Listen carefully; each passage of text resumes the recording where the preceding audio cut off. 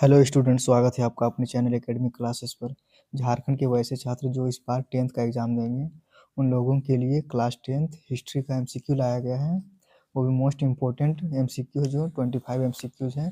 तो चलिए देखते हैं। पहला क्वेश्चन यहाँ पर है कि फ्रांसीसी क्रांति किस वर्ष हुई थी? 1774, 1789, 1815 या फिर 1848? इसका सही आंसर हो जाएगा 1789।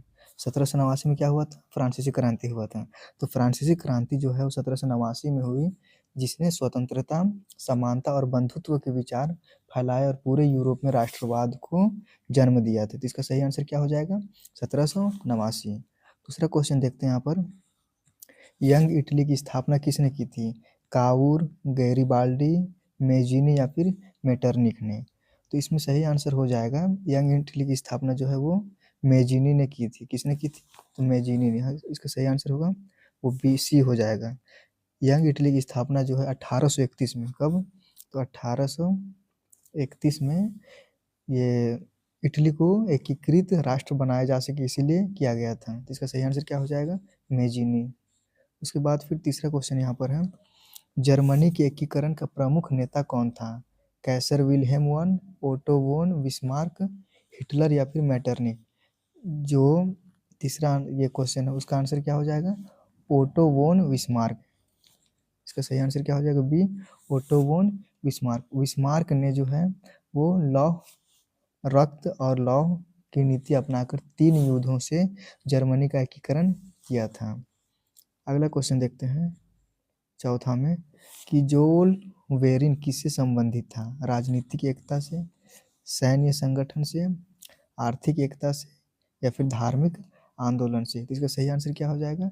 आर्थिक एकता। यानी कि 1834 में बना जोल वेरिन जर्मन राज्यों का कस्टम यूनियन था जिसने आर्थिक बाधाएं हटाई। ये कब बना था? तो फिर 1834 में।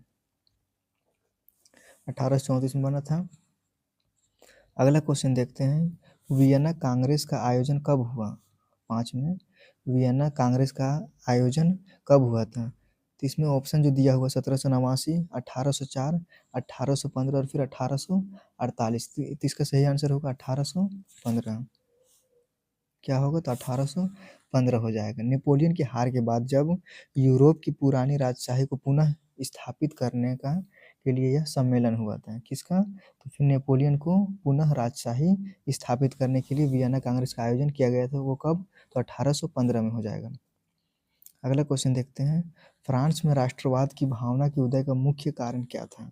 औद्योगिक क्रांति, धार्मिक सुधार, फ्रांसीसी क्रांति या फिर डी में उपनिवेशवाद?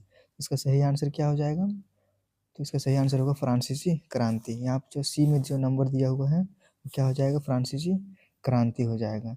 इस क्रांति से जो है नागरिक को जो अधिकार दिए गए और राष्ट्र की भावना को क्या हुआ? मजबूत किया गया फ्रांसीसी क्रांति के दौरान। अगला क्वेश्चन देखते हैं 7वां नंबर में।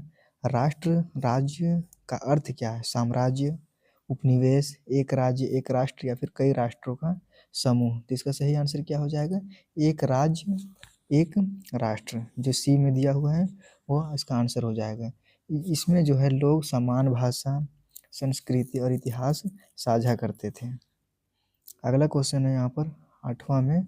इटली के एकीकरण में लाल कमीज किससे जुड़ी थी? कावूर से, मेजिनी से, गैरिबाल्डी से या फिर विक्टर इमैनुएल टू से? इसका सही आंसर हो जाएगा गैरिबाल्डी। ये जो है गैरिबाल्डी की जो सेना है लाल कमीज पहनती थी और दक्षिण इटली को जो मुक्त कराया था। तो इसका सही आंसर क्या हो जाएगा? गैरिबाल्डी। उसके बाद अगला क्वेश्चन देखते हैं। 1848 की क्रांति का मुख्य उद्देश्य क्या था?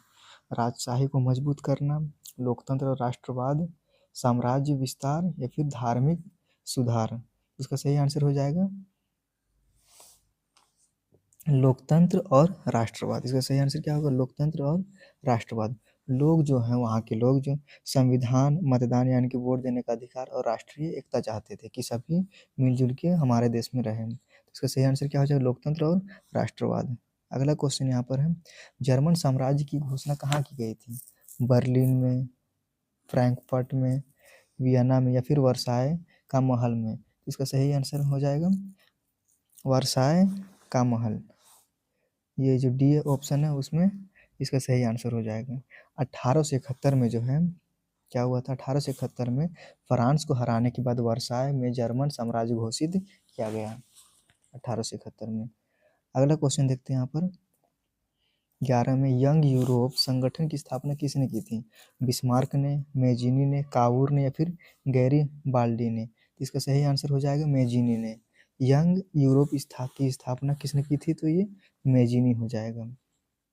उसके बाद फिर अगला क्वेश्चन यहाँ पर है कावूर किस राज्य से संबंधित थे? रोम से, सिसिली से, पिडमोंट, सार्डिनिया से या फिर वेनिस से? इसका सही आंसर हो जाएगा पिडमोंट, सार्डिनिया। सी ऑप्शन जो है वो इसका सही आंसर हो जाएगा। कावूर जो है इसी राज्य का प्रधानमंत्री, इससे पहले हम लोग कावूर के बारे में पढ़े थे, वो इसी राज्य का क्या था, प्रधानमंत्री था और कूटनीति से इटली को एक किया।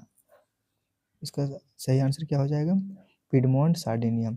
जर्मनी के एकीकरण में कितने युद्ध लड़े गए? 1, 2, 3 या फिर 4? तो इसका सही आंसर हो जाएगा 3। किसके किसके खिलाफ में?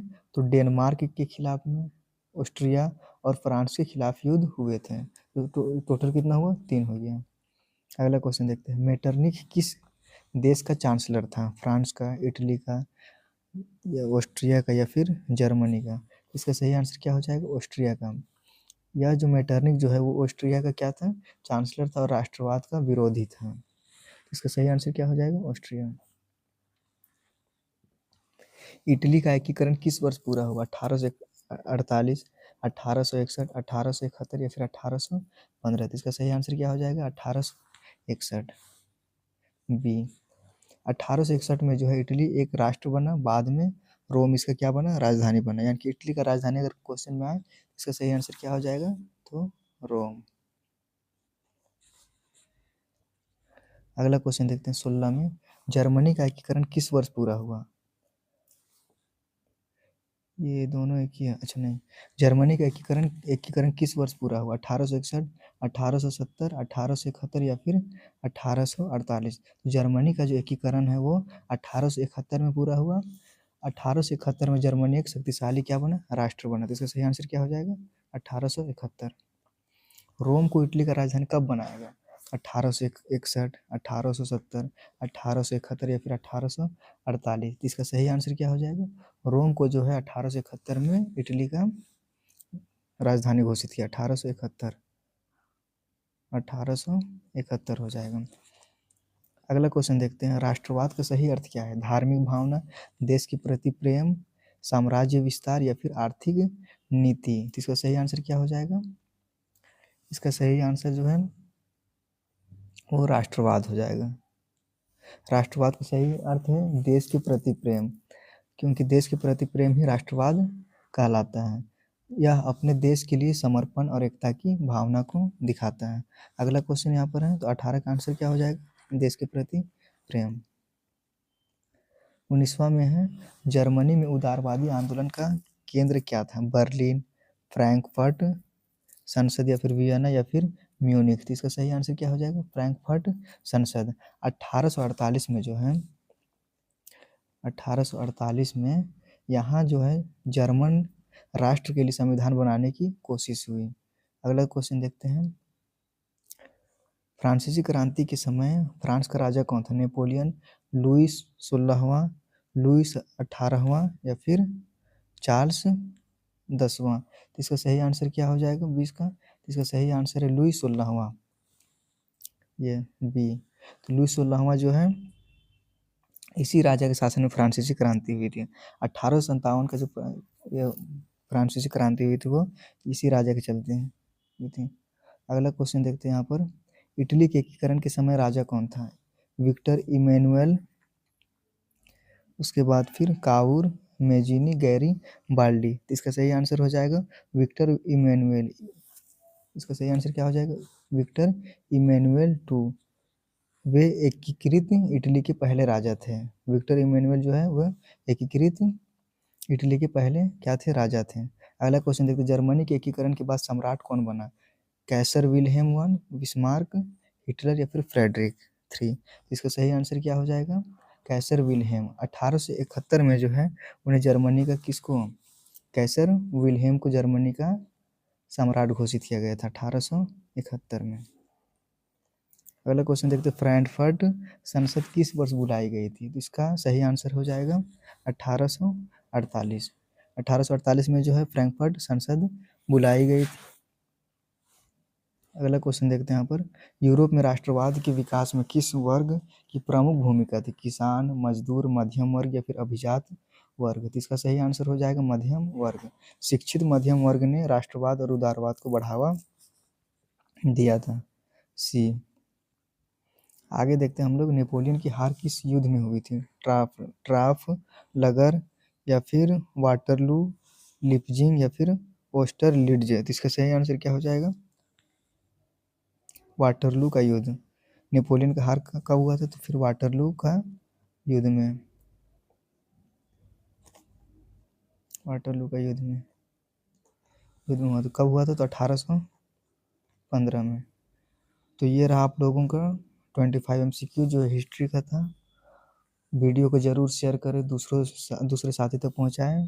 चैनल को सब्सक्राइब करें और अपडेट पाने के लिए चैनल में बने रहें। वीडियो को लाइक करना ना भूलें। Thank you.